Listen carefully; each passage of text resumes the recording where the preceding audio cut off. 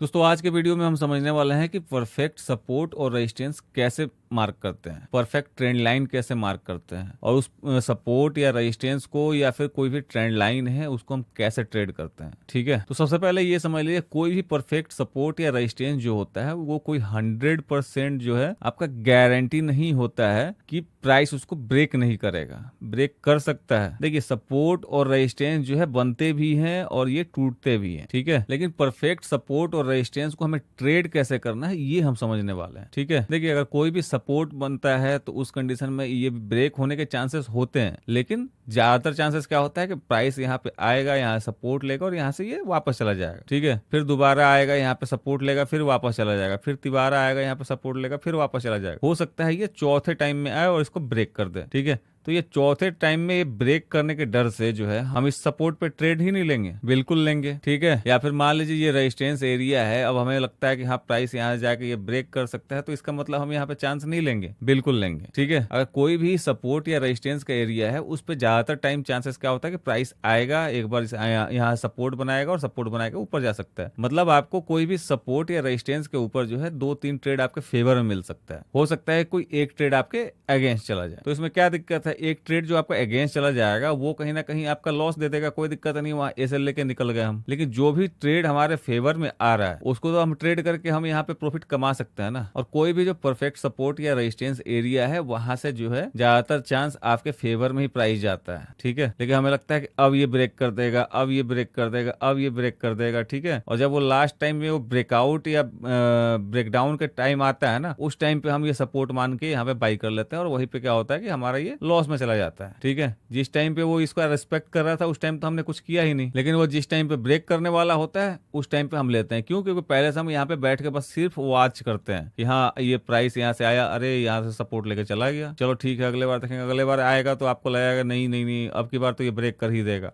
इस बार भी आप वेट करते रह जाओगे, फिर अगले बार में आएगा, फिर आप वेट करते रह जाओगे, उसके बाद में कहीं आएगा, वो हो सकता है कि आप यहाँ पे लिए और लेने के बाद में ये हो सकता है कि आपके फेवर में एक बार गया, फिर दोबारा आया और आप यहाँ पे फिर लिए, फिर पता चला कि ये यहीं से कहीं से घूम के ये आपका एसएल खा गया। लेकिन यहाँ पे आपको अपॉर्चुनिटी क्या एक ही मिला था, यहाँ पे जो एसएल आपका चला गया वो सही है, कोई दिक्कत नहीं है। एसएल बनता ही है आपके लॉसेस को कंट्रोल करने के लिए। ठीक है, तो ये प्राइस यहाँ से आया, आपके टारगेट तक नहीं गया, यहाँ से वापस मुड़ के नीचे आ गया आपका एसएल की तरफ और आपका एसएल यहाँ चला गया, तो कोई दिक्कत नहीं। आपका कितना एसएल लगा? एक। लेकिन आपको अपॉर्चुनिटी कितना मिला था यहाँ पे? मान लीजिए सेकंड कंफर्मेशन के बाद अगर आप लेते तो अपॉर्चुनिटी आपको यहाँ 1 मिला, 2 मिला, तीसरी बार में जो है कहीं ना कहीं आपका एसएल हिट हुआ, फिर भी आपका 2 टाइम यहाँ प्रॉफिट हुआ और एक टाइम में जो है आपके लॉसेस हुए। ये तो मैं ऐसे बता रहा हूँ, बाकी अभी चार्ट पे आपको समझाऊंगा। ठीक है, लेकिन जो है पहले 1-2 अपॉर्चुनिटी जो हमारे मिले थे वो हमने छोड़ दिया, लास्ट में एक लिया, उसमें हमारा टारगेट हुआ, दूसरे में हमारा एसएल चला गया। तो यहाँ पे क्या है ना कि आपको कहीं भी रैंडमली नहीं कूद के ट्रेड लेना है कि मान लीजिए यहाँ से ये लग रहा है मुझे, वहां से वो लग रहा है। एक्चुअल जब जगह पे आता है ना वहां पे ट्रेड लेने से मत हिचकिचाइए। अगर हिचकिचाना ही है तो जहां पे रैंडमली आप ट्रेड लेते हैं कि हाँ एक बड़ा सा कैंडल बन गया ये ग्रीन तो यहाँ से आप बाई ही करना है, एक बड़ा सा कैंडल बन गया रेड तो यहाँ पे सेल कर दिए, इस तरीके से रैंडमली आपको नहीं करना है। आपको हमेशा जो है प्राइस को लेवल पे आने तक का वेट करना है, उसके बाद ही आपको ट्रेड करना है। अगर आप सपोर्ट रेजिस्टेंस या फिर ट्रेंड लाइन के बिहाफ पे अगर आप ट्रेड करना चाहते हैं तो चलिए अब यहाँ पे देखते हैं कि आप यहाँ पे परफेक्ट सपोर्ट या रेजिस्टेंस जो है कैसे मार्क करेंगे या फिर परफेक्ट ट्रेंड लाइन कैसे मार्क करेंगे। ठीक है, जैसे मान लीजिए अभी हम यहाँ पे डे टाइम फ्रेम में, अगर आपको इंट्राडे में ट्रेड करना है तो आपको सपोर्ट रेजिस्टेंस जो है ना कहीं पहले डे टाइम फ्रेम में ही ड्रॉ करना चाहिए। ठीक है, उसके बाद में फिर आपको छोटे टाइम फ्रेम में देखना है। तो सबसे पहले आपको डे टाइम फ्रेम में अपने हिसाब से यहाँ पे ड्रॉ कर लेना है। ठीक है, और डे टाइम फ्रेम के हिसाब से मान लीजिए यहाँ पे क्या सब रेजिस्टेंस दिख रहा है, मान लीजिए यहाँ पे अगर यहाँ से प्राइस मुड़ के नीचे जा रहा है तो ये हो गया हमारा रेजिस्टेंस, ये तो आप सभी को पता होगा। ठीक है, फिर दूसरा कहाँ पे है? दूसरा ये रहा। क्यों? क्योंकि यहाँ पे भी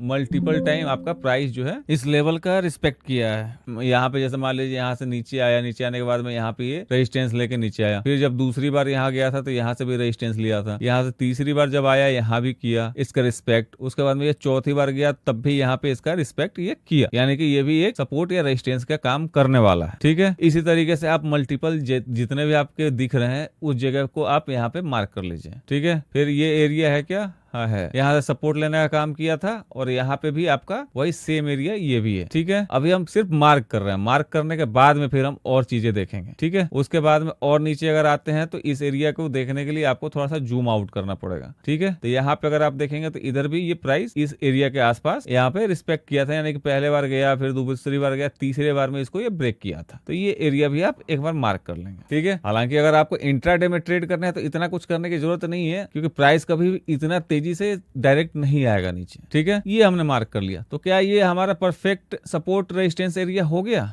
बिल्कुल नहीं। क्यों? क्योंकि कोई भी सपोर्ट या रेजिस्टेंस एरिया आपने ऐसा ड्रॉ तो कर लिया, लेकिन उसको परफेक्ट बनाने के लिए क्या होता है कि जोन बनाना पड़ता है। क्योंकि कोई भी सपोर्ट या रेजिस्टेंस जो होता है ना, एक जोन होता है, ना कि एक ट्रेंड लाइन होता है। कहने का मतलब ये है कि अगर मैं यहाँ पे कहूँ कि हाँ 26,000 जो है मेरा रेजिस्टेंस एरिया है, तो ये बिल्कुल गलत होगा। वही अगर मैं कहूँ कि हाँ यहाँ पे 26,000 से लेके 26,030 तक अगर मुझे कुछ दिख रहा है कि हाँ पिछला वाला प्राइस जो है 30 तक गया था, उसके बाद वाला जो है 26,000 से ही मुड़ गया था, यानी कि 26,030 भी जो है पहले रेजिस्टेंस का काम किया था, अब जो है 26,000 यहाँ पे रेजिस्टेंस का काम किया है। तो ये 26,000 से लेकर 26,030 का जो जोन है वो कहीं ना कहीं हमारे लिए रेजिस्टेंस का काम करने वाला है, या फिर प्राइस अगर इसको ब्रेक करके ऊपर चला जाता है तो फिर वापस आने पर ये सपोर्ट का काम करने वाला है। ठीक है, तो हमेशा जो है ना सपोर्ट या रेजिस्टेंस एरिया जो होता है एक जोन होता है, तो जोन को कैसे मार्क करना है। ठीक है, तो अब ये इतना नीचे तक जाने की तो जरूरत है नहीं। जब आप इंट्राडे में ट्रेड कर रहे हो, आपको कोई पोजिशनल ट्रेड लेना नहीं है, तो ये नीचे का हम छोड़ते हैं। ठीक है, अब यहाँ पे चलते हैं जोन के लिए। तो जोन कैसे मार्क करना है? अब जोन मार्क करने के लिए मान लीजिए हमने ये मार्क कर लिया है। ठीक है, अब यहाँ पे तो हमने मार्क कर लिया, 2 बार यहाँ पे टेस्ट करके नीचे गया है तो हमने मार्क कर लिया। लेकिन अब यहाँ पे सपोर्ट जोन क्या होगा? तो सपोर्ट जोन जो है हमारा एक तो ये हो गया यहाँ से जहां से जा रहा है, दूसरे बार जो है प्राइस इसको ब्रेक करने का कोशिश किया था, लेकिन यहाँ से ये रेजिस्टेंस लेके आया था। ठीक है, इस एरिया से, तो हम इसको एक बार मार्क करेंगे। ठीक है, तो ये हो गया हमारा जोन। अब ये जोन कैसे हुआ ये पहले समझते हैं। तो सबसे पहले हम यहाँ से शुरुआत करते हैं। यहाँ प्राइस नीचे आया, नीचे आने के बाद में नीचे तक जाने का कोशिश किया था और यहाँ से ये वापस आ गया। ठीक है, सेकंड टाइम में ये ब्रेक कर दिया, उसके बाद में ये सस्टेन नहीं कर पाया, फिर वापस चला गया। लेकिन ये थर्ड टाइम आ रहा था, फिर क्या हुआ, इस एरिया से ये सपोर्ट लिया है, ना कि इस एरिया से। ठीक है, फिर उसके बाद में जब यहाँ से रिटर्न आया, ये इसका इस वाले लाइन की हम बाद में बात करेंगे। तो जब ये यहाँ से रिटर्न आया और इतना बड़ा गैप डाउन ओपन हुआ, तो इसी एरिया से ये कहीं ना कहीं बाई में गया था, भले ही अगले दिन ये सेल होके नीचे आ गया। ठीक है, उसके बाद में फिर जब इसके नीचे आया प्राइस, तो क्या हुआ, नीचे वाले जो ट्रेंड लाइन है यहाँ से ये रेजिस्टेंस लिया। ठीक है, जब सेकेंड टाइम आया तो क्या हुआ, इसको ये रिस्पेक्ट नहीं किया, इससे ऊपर वाले को ये रिस्पेक्ट किया, और फिर थर्ड टाइम में ये ब्रेक करके ऊपर गया और दोबारा ये फिर जब नीचे आ रहा तो क्या हुआ, ऊपर वाले ट्रेंड लाइन को ये रिस्पेक्ट किया। तो इस तरीके से जो है ये जोन डिजाइन होता है। ठीक है, तो जोन में आपने देखा कि यहाँ पे भी ऊपर वाले को भी ये रिस्पेक्ट कर रहा है और कभी कभी ये नीचे वाले को भी रिस्पेक्ट कर रहा है। तो अगर बाई चांस हम इस वाले नीचे वाले को ही अगर मान के यहाँ पे क्या कहते हैं रेजिस्टेंस, और यहाँ पे अगर हम ट्रेड करते तो फिर हमारा यहाँ एसएल जा सकता था ना। लेकिन अगर वही हम यहाँ पे जोन मार्क कर लेंगे और जोन मार्क करने के बाद में अब देखेंगे कि हाँ इस जोन में जाने के बाद में फिर प्राइस का बिहेवियर क्या है, तो उस कंडीशन में हमारे एसएल जाएंगे। ऐसा नहीं है कि नहीं जाएंगे, मतलब 100 बार अगर आप ट्रेड करते हो तो एक बार भी एसएल नहीं जाएगा, जाएगा। लेकिन उस कंडीशन में क्या है, 20 से 30% टाइम ही आपका एसएल जाएगा, 60 से 70% टाइम आपका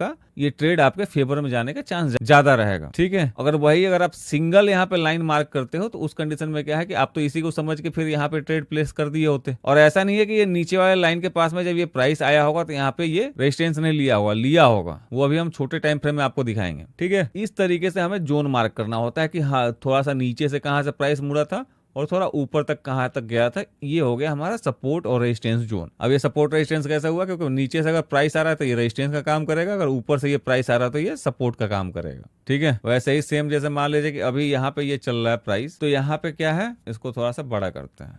यहाँ पे देखेंगे तो ये एक सपोर्ट एरिया है। ठीक है, लेकिन इसको जोन बनाने के लिए क्या करना है, इससे पहले प्राइस यहाँ से ऊपर से ही ये मुड़ गया था। ठीक है, तो यहाँ पे हम एक ट्रेंड लाइन लगाएंगे। तो इस तरीके से क्या हुआ, ये एक सपोर्ट जोन बन गया। जोन कैसे, अब यहाँ पे देखेंगे तो इससे पहले ये प्राइस यहीं से मुड़ गया था, अगर इधर आके देखेंगे तो प्राइस यहाँ तक पहुंचा था पहले। ठीक है, यहाँ देखेंगे तो प्राइस यहीं से मुड़ गया था, यहाँ देखेंगे तो प्राइस नीचे वाले ट्रेंड लाइन के पास से ही मुड़ गया था। लेकिन यहाँ क्या हुआ, ये प्राइस जो है यहाँ ऊपर तक भी जा रहा है। ठीक है, तो इस कंडीशन में हमारा ये जोन क्या होगा, जोन वही होगा जहां से लोअर लेवल से जहां से प्राइस मुड़ के जा रहा है और जहां से हायर लेवल से जो है प्राइस मुड़ के नीचे जा रहा है। तो ये एक जोन हो गया हमारा, और इसी तरीके से हमें जोन मार्क करना है, ना कि बस एक सिंगल लाइन। अब ये सब जो भी चीजें मैं आपको समझा रहा हूं ना, ये सभी चीज आपको इंडेक्स स्नाइपर में काम आने वाला है। देखिए, हो सकता है कि आप में से काफी सारे लोगों को ये पता हो कि हाँ सपोर्ट जोन क्या होता है, रेजिस्टेंस जोन क्या होता है, लेकिन आप में से काफी सारे बिगिनर भी हैं जिनको कुछ नहीं पता है। तो ये सब चीज जो है ना, मैं कंप्लीट इसलिए कर रहा हूं ताकि जो बिगिनर लेवल का है या फिर जिसका 3 से 4 साल का एक्सपीरियंस है, सबको हर एक चीज समझ में आ जाए। इसीलिए ये सभी टॉपिक जो है ना मैं कवर करके चल रहा हूँ। अदरवाइज आप में से काफी सारे लोग हैं, सर इंडेक्स स्नाइपर दे दो, इंडेक्स स्नाइपर दे दो, इंडेक्स स्नाइपर दे दो। मैं देने को दे दूं, कोई दिक्कत नहीं है, लेकिन आप में से जो भी लोग हैं जो जिनका 3-4 साल का एक्सपीरियंस है, उनको तो इंडेक्स स्नाइपर चलिए समझ में आ भी जाएगा, लेकिन जो बिल्कुल बिगिनर लेवल के हैं उनको समझ में नहीं आएगा, या फिर आएगा भी तो कैसे एग्जीक्यूट करते हैं, क्या करना है, ये सब चीजें नहीं आ पाएगा। ठीक है। और इंडेक्स स्नाइपर ये नहीं है कि बस एक सपोर्ट या रेजिस्टेंस जोन को मार्क कर लिया, या फिर सपोर्ट रेजिस्टेंस को मार्क कर लिया, या फिर ट्रेंड लाइन लगा लिए तो उसके बिहाफ पे चल रहा है। नहीं, उसमें कम से कम 2-3 चीजों का कॉम्बिनेशन लेके चलना पड़ता है। ये सब चीज मैं आपको इंडेक्स स्नाइपर में क्लियर करूंगा। और इंडेक्स स्नाइपर भी जो है 14 से या फिर 15 अगस्त तक जो है आप लोगों को इस कोर्स में दे दिया जाएगा। तो इसीलिए आप लोग बिल्कुल भी घबराइए नहीं। जो लोग इंडेक्स स्नाइपर कर रहे हैं, उन जहां पे आप लोग 1 मंथ से वेट कर रहे हैं, वहां पे 10 दिन की और बात है बस। ठीक है। तो इंडेक्स स्नाइपर के लिए बिल्कुल भी टेंशन मत लीजिए, इंडेक्स स्नाइपर बिल्कुल रेडी है। बस कोर्स के और भी 1-2 कंटेंट है वो यहाँ पे अपलोड हो जाए, उसके बाद में आपको इंडेक्स स्नाइपर दे दिया जाएगा। पहले तो मैंने आपसे बोला था कि 30 अगस्त तक दूंगा, लेकिन फिर भी मैंने सोचा चलो भाई इसको थोड़ा और जल्दी कर देते हैं, इसी वजह से मैंने 14 या 15 अगस्त तक के लिए इसको प्लान कर दिया है। ठीक है। अदरवाइज आप इसी कोर्स का जो पुराना वीडियो आप देखेंगे, उसमें मैंने आपको क्या बोला था, 30 अगस्त तक का मुझे टाइम दे दीजिए, मैं 2 मंथ के अंदर ये कोर्स कंप्लीट कर दूंगा। लेकिन मैं कहीं ना कहीं तय सीमा से पहले ही तो मैं लेके चल रहा हूँ आपको। मैंने 30 अगस्त तक बोला था, लेकिन मैं आपको 15 अगस्त तक ही अब आपको ये प्रोवाइड करूंगा। ठीक है। तो उसके लिए बिल्कुल भी टेंशन मत लीजिए। ठीक है। तो ये जोन मार्क करना हम समझ गए कि जोन कैसे मार्क करना है। ठीक है। तो अब इसी तरीके से अब यहाँ पे ट्रेंड लाइन समझ लेते हैं पहले, फिर यहाँ पे हम फाइनल टचअप देंगे। अब मान लीजिए आप ट्रेंड लाइन कैसे ड्रॉ करते हैं, ट्रेंड लाइन ड्रॉ यही करते हैं ना, जैसे मान लीजिए इसको मिला लिया और इसको मिला लिया, ये एक ट्रेंड लाइन हो गया। ठीक है। ये ट्रेंड लाइन हो गया। अब आप यहाँ पे वेट कर रहे थे कि हाँ ये प्राइस यहाँ पे आए, हम यहाँ पे सेल करें, लेकिन क्या हुआ, प्राइस यहाँ तक आया ही नहीं। यानी कि अब जो है ना, ये ट्रेंड लाइन जो है इस प्राइस के लिए परफेक्ट अभी नहीं है फिलहाल। कब होगा परफेक्ट, जब यहाँ से नीचे से जब आएगा, इस यहाँ पे टच करेगा, उस टाइम पे जो है हो सकता है ये इसके लिए परफेक्टली काम करे, और यहाँ से ये नीचे थोड़ा बहुत रिट्रेस करेगा भी। लेकिन अभी कौन सा काम कर रहा है, यहाँ पे एक और चीज अगर ध्यान से देखेंगे तो यहाँ से लेके और यहाँ भी एक ट्रेंड लाइन बन रहा है। भले ही ये ब्रेक करके गया था, लेकिन इसको भी हम इग्नोर नहीं कर सकते हैं, और इस चीज को जो है हम कहीं ना कहीं इग्नोर करना शुरू कर देते हैं। क्यों? क्योंकि हमें लगता है नहीं ये ट्रेंड लाइन कैसे हो सकता है, ये यहाँ से ब्रेक करके गया भी था, फिर नीचे भी आ गया था, 2-2 बार इसको ये ब्रेक कर दिया। लेकिन ऐसा नहीं है, यहाँ पे जो है ये कंफ्यूजन पैदा करने के लिए ही किया है। ठीक है। और इस जगह पे इस वाले ट्रेंड लाइन का कोई जिक्र ही नहीं था, और जब जिक्र नहीं था इस वजह से यहाँ पे प्राइस जो है इसका रिस्पेक्ट उतने अच्छे से नहीं किया है। लेकिन ये ट्रेंड लाइन इंट्रोड्यूस कब हुआ, ये ट्रेंड लाइन यहाँ आने के बाद में इंट्रोड्यूस हुआ है। ठीक है। तो यहाँ पे क्या देखने को मिल रहा है, यहाँ देखने को ये मिल रहा है प्राइस यहाँ से नीचे आया, नीचे आने के बाद में इस ट्रेंड लाइन के पास से जो है ये नीचे रिट्रेस किया, उसके बाद में ये दोबारा गया और यहाँ पे ब्रेक करने का कोशिश किया, लेकिन यहाँ पे ये रेजिस्टेंस ले लिया। क्यों? क्योंकि यहाँ पे हमारा एक रेजिस्टेंस जोन था। फिर उसके बाद में ये नीचे आया, नीचे आने के बाद में अब दोबारा क्या हो रहा है, अब इसी का ये रिस्पेक्ट कर रहा है, अब इससे आगे ये नहीं बढ़ा। ठीक है। अब यहाँ पे मैंने कल यहाँ से जो सेल किया था बिल्कुल टॉप से, वो किस बेस पे सेल किया था, तो उसके लिए अगर आप यहाँ पे ध्यान से देखेंगे तो यहाँ पे आप लगाइए ट्रेंड लाइन। ठीक है। ठीक है। यहाँ पे ये हो गया परफेक्ट ऊपर से सेट। क्यों? क्योंकि यहाँ भी आपका टच हो रहा है, यहाँ भी टच हो रहा है, यहाँ भी अगर आप देखेंगे तो बिल्कुल यही सेम लेवल से टच हो रहा है, और यहाँ थोड़ा सा ऊपर गया है। तो जहाँ पे मल्टीपल टाइम बस टच करके ही आ रहा है, बस उसी जगह पे हमें ट्रेंड लाइन लगाना है। ठीक है। नहीं कि उल्टा सीधा कहीं भी लगा देना है। तो क्या है कि यहाँ भी वीक बना के थोड़ा सा ऊपर गया है, लेकिन यहाँ पे देखेंगे तो वीक नहीं बनाया है, यहाँ पे देखेंगे तो वीक नहीं बनाया है, यहाँ पे देखेंगे तो हमारा बिल्कुल इसी से टच हो रहा है, यहाँ भी देखेंगे तो बिल्कुल यहीं से टच हो रहा है। तो इस वजह से ये परफेक्ट हो गया हमारा ट्रेंड लाइन पहले। अब दूसरा क्या आ रहा है, यहाँ पे दूसरा ट्रेंड लाइन नीचे से आ रहा है, जो कि हमारा ट्रायंगल था पहले। ठीक है। वो कैसे आ रहा है, ये यहाँ से अगर आप देखेंगे तो ये हो गया आपका नीचे की तरफ से ये ट्रायंगल के लिए परफेक्ट। क्यों? आप ये कहेंगे कि ये तो नीचे गया हुआ है, लेकिन इस नीचे को हम वैलिड नहीं मानेंगे। क्यों नहीं मानेंगे? क्योंकि यहाँ पे आप देखेंगे तो ये यहीं से टच होकर ऊपर गया है, सेकेंड टाइम भी यहीं से टच होकर ऊपर गया है, थर्ड टाइम भी यहाँ पे आप देख रहे हैं कि इतना लंबा वीक बनाया है, यानी कि प्राइस पहले नीचे आया होगा तब ऊपर गया होगा, यानी कि ये थर्ड टाइम भी यहीं से सपोर्ट लिया है। फोर्थ टाइम में ये ब्रेक करने का कोशिश तो किया, लेकिन ये सपोर्ट जोन होने के कारण क्या है कि ये प्राइस जो है यहाँ से थोड़ा सा सपोर्ट लिया, और सपोर्ट लेने के बाद आप यहाँ पे देखेंगे तो इसी ट्रेंड लाइन के ऊपर ही क्लोजिंग दिया है। तो इस वजह से ये परफेक्ट होता है, क्योंकि यहाँ पे मल्टीपल टाइम जो है इसी लेवल से जो है यहाँ पे प्राइस इस ट्रेंड लाइन को रिस्पेक्ट किया है, ठीक है। और इसी तरीके से यहाँ पे भी आप देखेंगे तो मल्टीपल टाइम जो है प्राइस इसी लेवल से रिस्पेक्ट किया है, ये डे टाइम फ्रेम में है, ठीक है। और वही चीज अगर आप यहाँ पे देखेंगे तो ये क्या हुआ, हमारा कल का ये टॉप है, यही ट्रेंड लाइन जो आ रहा है वो कल का यानी कि फ्राइडे को जो हमने ट्रेड लिया था ये फ्राइडे का टॉप है। तो यहाँ पे अगर इसको हम छोटे टाइम फ्रेम में चल के देखते हैं, छोटे टाइम फ्रेम में हम यहाँ पे कर लेते हैं 15 मिनट का, ठीक है। यहाँ पे 15 मिनट के टाइम फ्रेम में अगर आप देखेंगे तो हमने एग्जैक्ट कहीं ना कहीं, चलिए यहाँ 5 मिनट कर लेते हैं, ज्यादा कैंडल बनेगा, हमने कहीं ना कहीं इस वाले कैंडल पे सेल किया था, इस वाले पे, ठीक है। तो मैंने क्या बोला था, एक जोन होता है, ट्रेंड लाइन हो या फिर सपोर्ट रेजिस्टेंस, और इसीलिए मेरा थोड़ा सा एसएल बड़ा रहता है, क्योंकि मैं यहाँ पे ग्रीन कैंडल पे ही यहाँ पे सेल कर दिया था, लेकिन प्राइस थोड़ा सा और ऊपर गया। क्यों? क्योंकि कोई भी एरिया नहीं होता है, एक जोन होता है। तो हो सकता है था कि जोन 10 पॉइंट और ऊपर होता, 15 पॉइंट और ऊपर होता, तो इस वजह से मेरा एसएल थोड़ा बड़ा रहता है, ठीक है। मैं आपके लिए ये सजेस्ट नहीं कर रहा हूँ कि आप भी बड़ा बड़ा एसएल रखा करो, लेकिन मैं अपना इसलिए बोल रहा हूँ क्योंकि मैं यहाँ पे ग्रीन कैंडल पे ही सेल कर देता हूँ, क्योंकि मुझे एक्सपीरियंस हो चुका है और मुझे पता है कि हाँ ये एक जोन है, तो यहाँ पे ये रिस्पेक्ट करेगा ही। अगर इसका रिस्पेक्ट नहीं किया तो नहीं किया तो हमारा एसएल यहाँ पे लगा हुआ है ना, वो एसएल देके हम निकल जाएंगे। लेकिन चांसेस हमें जब दिख रहा है कि हाँ यहाँ पे प्रोबेबिलिटी ज्यादा है कि हम मार्केट यहाँ से रिटर्न आ सकता है, तो हम यहाँ पे सेल करने का कोशिश करेंगे, ठीक है। और इसीलिए मैं यहाँ पे प्राइस पहुंचते ही मैंने यहाँ पे सेल कर दिया था। हालांकि जब तक मैंने वीडियो स्टार्ट किया और जब तक ऑर्डर लगाया तब तक प्राइस थोड़ा नीचे आ चुका था इस एरिया पे, ठीक है। तो मेरा यहाँ सेल करने का कारण क्या था, क्योंकि भैया यहाँ पे जो है आप डे टाइम फ्रेम में चल के देखेंगे तो ये डे टाइम फ्रेम का ट्रायंगल का ये ट्रेंड लाइन का एरिया था, ठीक है। तो ये सभी चीजें जो है आपको डे टाइम फ्रेम में मार्क कर लेना है सबसे पहला चीज, और उसके बाद में फिर आपको आना है छोटे टाइम फ्रेम में, ठीक है। अब जैसे मान लीजिए हमने ये जोन मार्क किया, अब अगर प्राइस जो है बाई चांस कल यहाँ पे अगर ओपन होता है इस एरिया के आसपास, यानी कि 24,460 से अगर ऊपर यहाँ पे प्राइस अगर ओपन होता है, तो मैं यहाँ पे बाई करना प्रीफर करूंगा सेल करने के बजाय, ठीक है।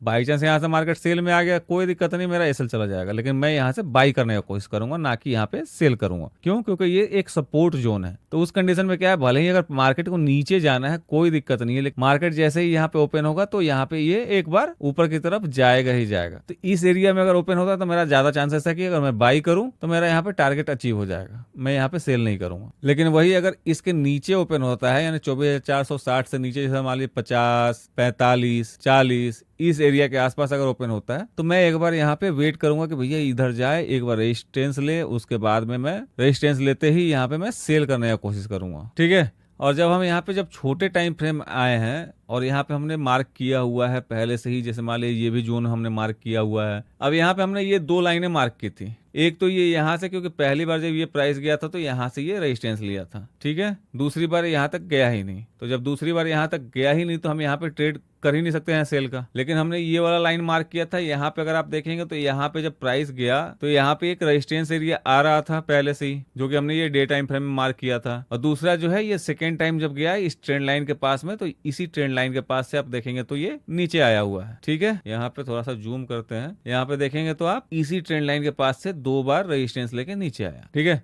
अब ये सेकेंड टाइम प्राइस गया तो भी अब यहाँ पे सेम डे ये ब्रेक नहीं कर पाया, थर्ड टाइम में कहीं ना कहीं ये गैप अप होके तब इसको ब्रेक किया था। उसके बाद में ये इसी एरिया से सेल होके वापस आ गया, जो कि ये वाला एरिया था, ठीक है। लेकिन सेल होके आया भी तो यहाँ पे सपोर्ट कहाँ लिया, इसी ट्रेंड लाइन के पास। हमें डे टाइम फ्रेम में वहां पे दिखाई नहीं दे रहा था, लेकिन यहाँ पे अगर आप देखेंगे तो इसी एरिया के पास में ये सपोर्ट लिया। भले उसके अगले दिन क्या हुआ, गैप डाउन ओपन होकर ये नीचे चला गया, ठीक है। और अगर आप इधर देखोगे तो आपको देखने को मिलेगा ये नीचे गया भी, उसके बाद में फिर इसी के आसपास क्लोजिंग दिया था, और क्लोजिंग देने के बाद में क्या हुआ, बिग गैप डाउन, और ये बड़े गैप डाउन के बाद ही प्राइस ऊपर गया। और इस टाइम जो है ये फेक ब्रेकआउट किया कहीं ना कहीं, और ये ऊपर से जो हमारा ये ट्रेंड लाइन का ट्रायंगल वाला ट्रेंड लाइन का ये रेजिस्टेंस लेके फिर वापस आ गया, ठीक है। तो यहाँ पे अगर हम देखें तो ज्यादा कुछ नहीं, तो हमारे पास में ट्रेड करने का एक अपॉर्चुनिटी यहाँ मिला था, हमारा आराम से टारगेट हिट हो जाता इतने में। भाई हमारा टारगेट होता ही कितना है, मान लीजिए यहाँ पे ये है 25,233, नीचे कितना आया 25,144। एक बार अगर यहाँ पे ट्रेड लेते तो भैया 233 से 144 लगभग 90 पॉइंट है, तो आपको आराम से 60 पॉइंट के आसपास का यहाँ पे टारगेट मिल जाता ऑप्शन में, ठीक है। सेकेंड अपॉर्चुनिटी कहाँ मिला,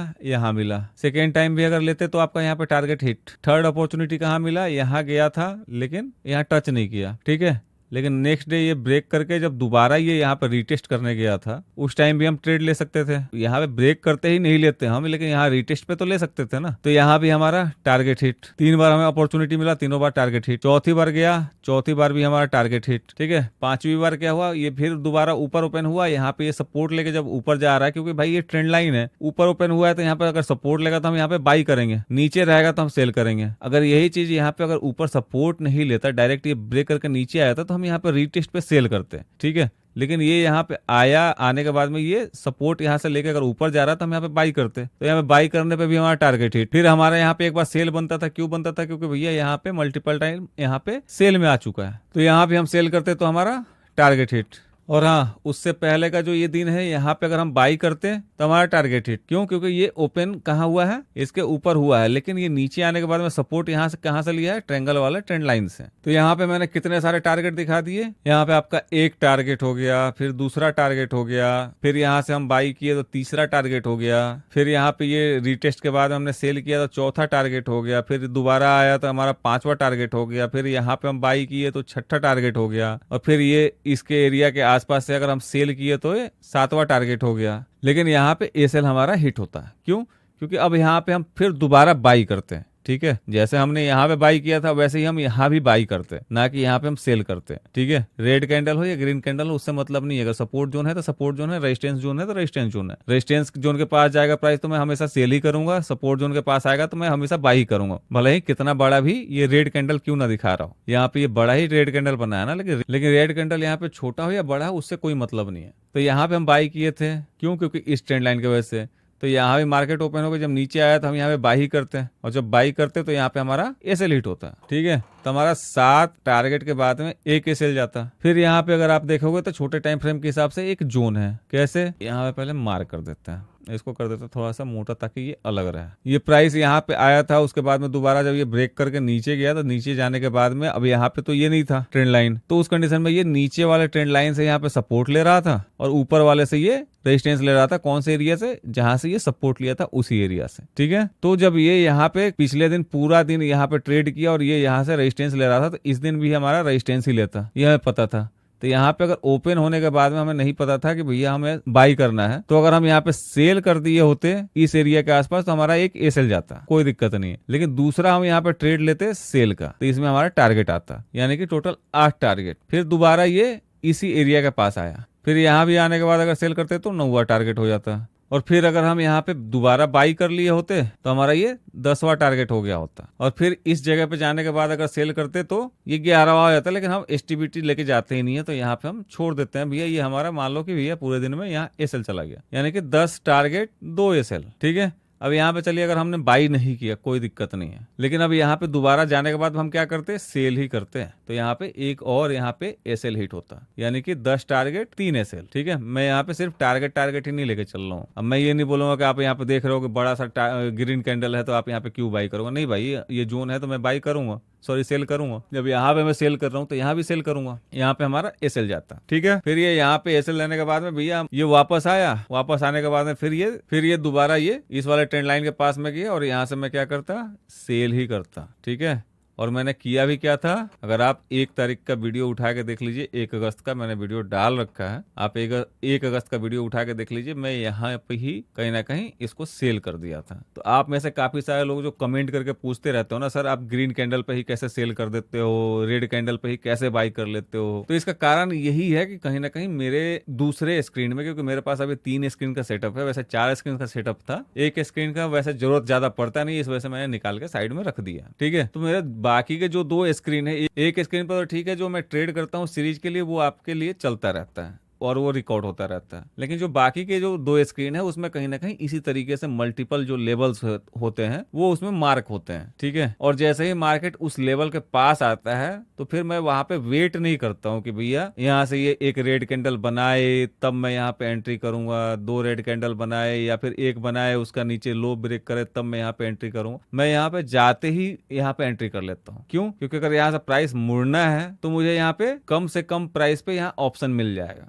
उसका फायदा क्या होगा, हमारा टारगेट यहाँ जल्दी अचीव हो जाएगा। लेकिन नहीं मुड़ना है तो हमारा यहाँ पे एसएल जाएगा। लेकिन जो एरिया होता है उस एरिया के पास में जाने के बाद में प्राइस रिस्पेक्ट जरूर करता है। तो इसी तरीके से जो है ना, मेजर जो चीजें हैं वो आपको अलग अलग तरीके से मार्क कर लेना है। और ये मार्क करने के बाद में फिर आप इस चीज को ऑब्जर्व करो कि हाँ, आपने जो मार्क किया है उसका प्राइस रिस्पेक्ट कर रहा है या नहीं कर रहा है। कितने चीजें आपने मार्क की हैं जिसका ये रिस्पेक्ट कर रहा है, कितना चीजें आपने मार्क की हैं जिसका रिस्पेक्ट नहीं कर रहा है। ठीक है, ये चीजें आपको खुद से करना पड़ेगा। मैंने आपको बता दिया कैसे मार्क करना है आपको। ठीक है, तो आप भी इसी तरीके से एक जोन बनाया कीजिए, ना कि एक सिंगल ट्रेंड लाइन यहाँ से खींच दिया यही हो गया। जोन जो है 20 से लेके 50 पॉइंट तक का भी जोन हो सकता है। ठीक है, तो यहाँ पे जोन मार्क कीजिए, ट्रेंड लाइन मार्क कीजिए, और उसके बाद में फिर इसको छोटे टाइम फ्रेम में करके जो है आप डेली का डेली एक हफ्ते तक नोट किया कीजिए कि हाँ, कितने बार आपके जोन के पास में मार्केट यहाँ पे गया और यहाँ से ये रिटर्न आ गया, कितने बार आपके सपोर्ट जोन के पास में मार्केट गया और ये सपोर्ट लेके ऊपर गया। आप नोट कीजिए। ठीक है, और उसके बाद आप यहाँ पे देखिए कि अगर आप यहाँ पे जैसे ही मार्केट आया था और आते ही अगर आप यहाँ पे ट्रेड ले लिए होते तो आपके साथ क्या होता है, कितने बार आपका टारगेट आता है और कितने बार आपका स्टॉप लॉस हिट होता है। ठीक है, तो यहाँ पे सिर्फ सपोर्ट या रेजिस्टेंस के बेस पे नहीं करना है, support, resistance plus trend line तीनों को आपको मिक्स करना है कि कहाँ से ट्रेंड लाइन कहाँ तक आ रहा है और कहाँ पे सपोर्ट बन रहा है। उसके बाद में फिर ट्रेंड लाइन के पास में अगर जाता है, नीचे से प्राइस जा रहा है आपके ट्रेंड लाइन के पास में, तो आप यहाँ पे सेल करने का कोशिश कीजिए। ऊपर से अगर आ रहा है तो आप यहाँ पे बाई करने का कोशिश कीजिए। ठीक है, उसके बाद में फिर प्राइस अगर नीचे से आपके ट्रेंड लाइन के पास जा रहा है तो यहाँ से सेल करने का कोशिश कीजिए। फिर दोबारा जा रहा है, फिर दोबारा सेल करने का कोशिश कीजिए। और अगर ऊपर से आ रहा है प्राइस तो यहाँ पे बाई करने का कोशिश कीजिए। ठीक है, और ये करने के बाद में आप उसको नोट किया कीजिए कि हाँ, आपने यहाँ पे सपोर्ट, रेजिस्टेंस जोन जो मार्क किया है और ट्रेंड लाइन जो मार्क किया है, उस ट्रेंड लाइन के पास जाते ही आप यहाँ पे सेल कर दे रहे हो, या फिर यहाँ पे सपोर्ट जोन पे आते ही आप यहाँ पे बाई कर ले रहे हो, या फिर रेजिस्टेंस जोन के पास में जाते ही आप यहाँ पे सेल कर दे रहे हो। तो कितने बार आपने सेल किया, कितने बार आपने बाई किया और कितने बार आपका टारगेट हिट हुआ और कितने बार आपका स्टॉप लॉस हिट हुआ, इसको आप एक बार पहले नोट करना चालू कीजिए। तब जाके आपके अंदर भी कहीं ना कहीं कॉन्फिडेंस आएगा कि हाँ, ग्रीन कैंडल पे कैसे यहाँ पे सेल किया जाता है और रेड कैंडल पे कैसे यहाँ पे बाई किया जाता है।